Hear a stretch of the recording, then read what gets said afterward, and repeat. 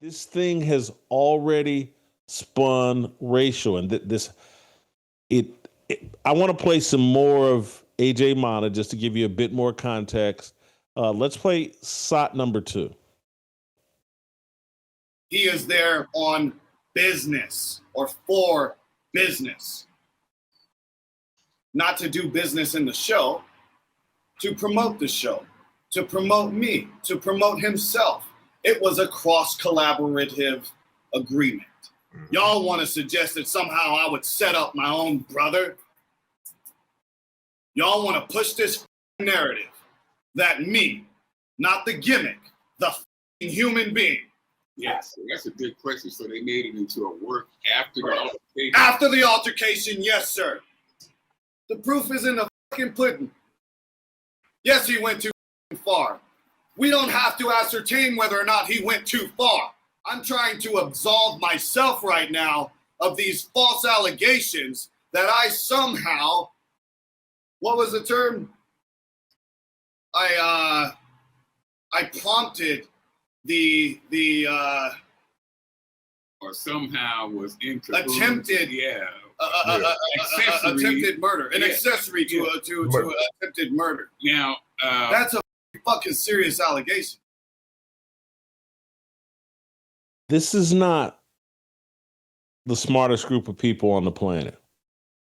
This is a group of desperate people. And if you know anything about professional wrestling, the people at the bottom that eventually rise all the way to the top may become Hulk Hogan. But they all start out desperate. They don't have many options. They're overly muscled. They've used steroids. They drink. They use drugs. They're desperate. I'm not trying to denigrate these guys. Some of them turn out to be great human beings. We got a guy here in Tennessee, Glenn Jacobs, great politician, great man. I'm not denigrating any of those guys. Someone could look at me and my background from football and say, oh, Whitlock comes from a demographic and a situation. Dad didn't graduate high school. Mother was a factory worker. Desperate. Didn't have the greatest grades. Wasn't going to college on any sort of academic scholarship. Football is best played by the desperate.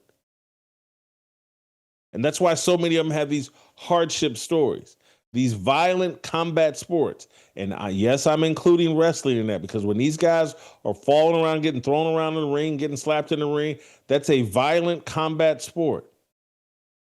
They're desperate. They're not that smart.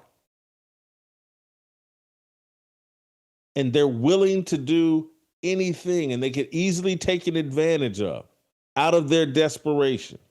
And now that we've created this live stream world where everybody is out trying to get rich by turning their personal life into the Truman Show, that all they see themselves is as a piece of content. Whatever goes on in my life, your life, it's just a piece of content that I can exploit to make money off of. And so when you watch these guys talk about this incident, AJ Mana, he's talking, we were on business. I was doing my live stream. He's doing his live stream. We're trying to build a brand. This is and what YouTube and what the whole media industry has done, if you've listened to and understood what I've been telling you all for the past year, 2, 3 years, what they've done to the media industry and how they've platformed and enriched every idiot on all of these platforms. When you listen to me talk about how to be a broadcaster in football or one of these major networks, and if you're black, you're better off having some kind of criminal record to enhance your resume if you want a job in that industry. We've turned our culture over to the desperate and the criminal. That's why this guy is pulling up his shirt and saying, hey, we're in the same 666 gang, me and Syko Stu. Yes, my brother. We're in the same gang. This isn't a group of A and B students that, have done all the proper things in life to prepare themselves so they have a bunch of options. And they're using this desperate group of people to push out content that promotes racial division. And it's not even it's less scripted, it's more implied, it's more understood. Like I watch a lot of these podcast shows and watch how profane, how ignorant they are, and they have amazing levels of views and traction. I watch Gilbert Arenas and these guys sit around and tell stories. I watched Gilbert Arenas sit around and tell a woman how to sell her vagina. And then the next thing I know, he's on First Take and ESPN. There's a message there. As I shared with you all yesterday, I've watched Joy Taylor sit there. I'm not going to be doing Speak for Yourself anymore. Let me go talk about men's penises and every sexual thing I can think of. That will make me more valuable. I mean, at one point throughout the day, all penises are wrinkly. You're right, when they're soft. At the beginning. Yeah. This is the world we've built.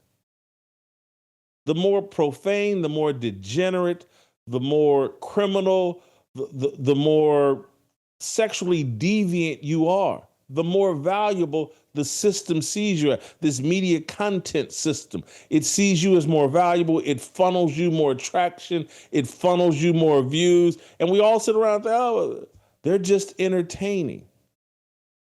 And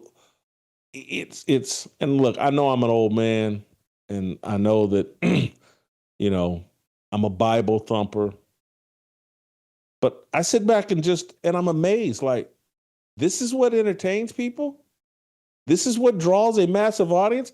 I was telling, and we'll bring TJ Moe and Steve Kim into this conversation very shortly, but I was telling TJ Moe this morning, it's like, man, I'm old enough to remember when I was a kid, we watched Leave It to Beaver and Good Times and Happy Days and Father Knows Best.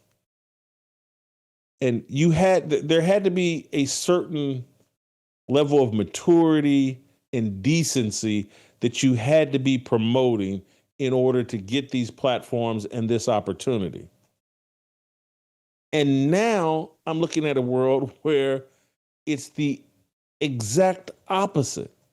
Hey, if you're a former drug dealer who brags about people you killed and the drugs you dealt, hey, you can be at the top of the industry. You can go into business with the NFL and control all the entertainment around the NFL. You can be Jay-Z.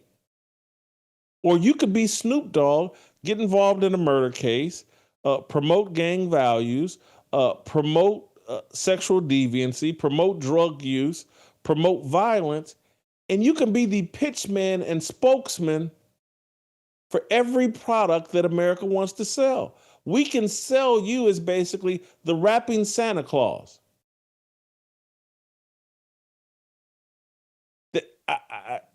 What's been done to our minds that I just recently admitted I rewatched Breaking Bad, the TV show. And it's like Walter White can be a somewhat heroic figure in American television now.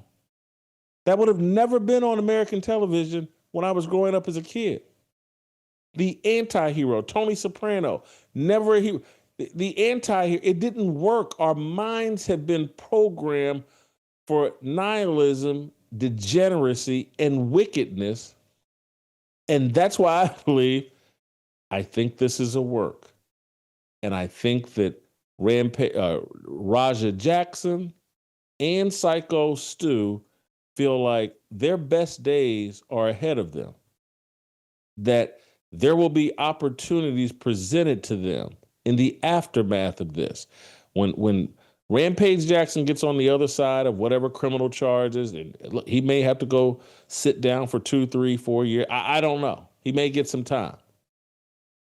But I could see the WWE and wrestling building a redemption story around him, and I could see America buying into it.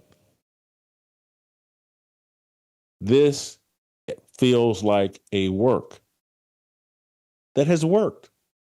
It's promoted racial division, and I believe it's going to enrich Syko Stu and Raja Jackson. Maybe I'm crazy. If you enjoyed that video, be sure to hit the like button and subscribe so you never miss a moment of Fearless.